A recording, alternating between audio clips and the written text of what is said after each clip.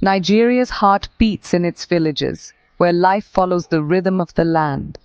Here, generations have tilled the soil, raised families, and built communities bound by tradition and hope. The gentle hum of daily life is a testament to resilience, even in the face of hardship. Yelewata, once a quiet farming community in Benue State, is now a name spoken in mourning. On June 13th, gunmen attacked under cover of darkness, unleashing chaos and terror for 2 hours. Families who had gathered for evening meals were forced to flee into the night, their homes and memories consumed by flames. The echoes of gunfire shattered the peace, leaving behind only devastation. At least 100 people were killed, men, women, and children.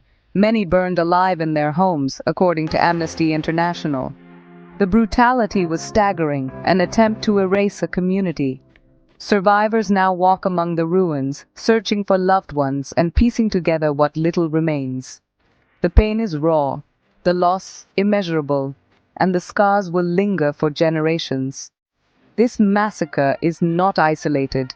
It's part of a surge in violence across Nigeria's Middle Belt, a region long plagued by conflict.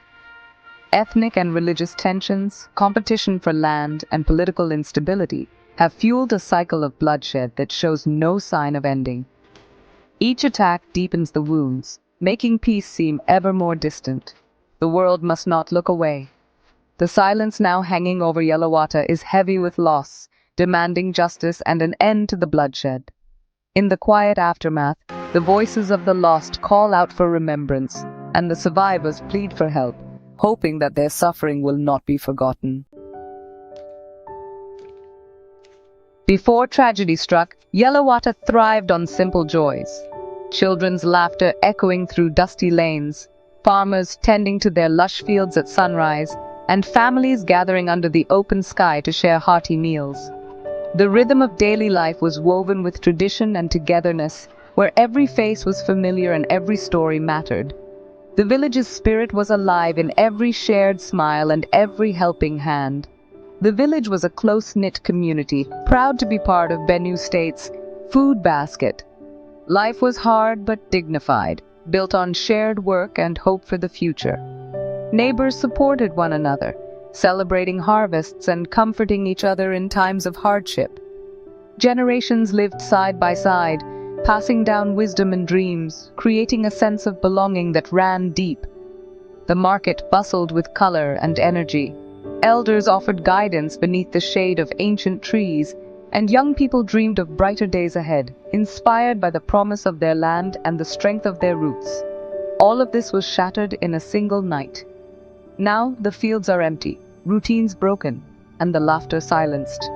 The heart of Yelewata has been left aching, its vibrant life replaced by a haunting stillness. To truly grasp the depth of this loss, we must remember the vibrant life that once filled Yelewata, the warmth, the unity, and the hope that defined this remarkable community.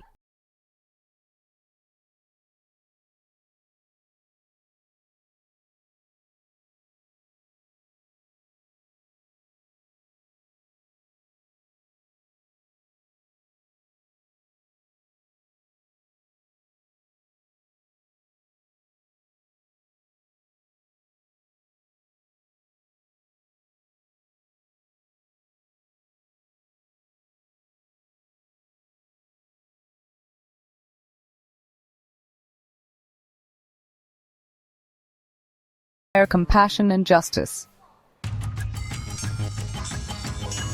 The Yelewata massacre is rooted in a long-standing conflict between nomadic Fulani herders and settled farmers in Nigeria's Middle Belt. This region, often described as the nation's agricultural heartland, has become a flashpoint for violence, where livelihoods and traditions collide. For generations, herders and farmers coexisted, but shifting circumstances have strained this delicate balance. At its core, it's a struggle over land and water, worsened by climate change and population growth. Droughts and unpredictable weather patterns have made fertile land scarcer, pushing both communities to compete for dwindling resources. As rivers dry up and farmlands shrink, desperation grows. Herders' traditional routes now cross expanding farmlands, sparking deadly disputes. Cattle often trample crops, while farmers defend their land, leading to confrontations that can quickly escalate. The old ways of negotiation and compromise are breaking down. Political, ethnic, and religious tensions have fueled mistrust, turning resource clashes into mass violence. Deep-seated grievances and historical divisions are exploited by those seeking power, making reconciliation even harder. The spread of weapons and government inaction have deepened the crisis. With little protection or intervention, communities are left to fend for themselves, often resorting to self-defense and vigilantism. Benue, once Nigeria's breadbasket, now faces food insecurity as farmers abandon their fields. The loss of harvests and livelihoods threatens not just local families, but the entire nation's food supply. The violence here is a national crisis, demanding real solutions for both herders and farmers. Only through dialogue, understanding, and effective policy can peace and prosperity return to the Middle Belt. In response, Benue's governor condemned the massacre and sent officials to Yelewata, promising security and aid. More police and joint security teams have been deployed, and support for the displaced is underway. Yet, for many, these promises ring hollow. Recent months have seen repeated attacks and mounting frustration. Protests erupted in Makurdi, with young people demanding real action. "We are tired, we are helpless," one protester said. The government faces a crisis of trust and must not only restore security, but also rebuild faith with its people. Despite immense loss, Yelewata's survivors show remarkable resilience. Their calls for justice are not for revenge, but for a future free from fear. The world must listen. This neglected conflict demands global attention and support. Local leaders, aid groups, and young activists are working for peace, dialogue, and reconciliation. True recovery will require justice, accountability, and addressing root causes like land rights and inequality. The people of Yelewata deserve more than survival. Their courage is a beacon, and their demand for justice can no longer be ignored.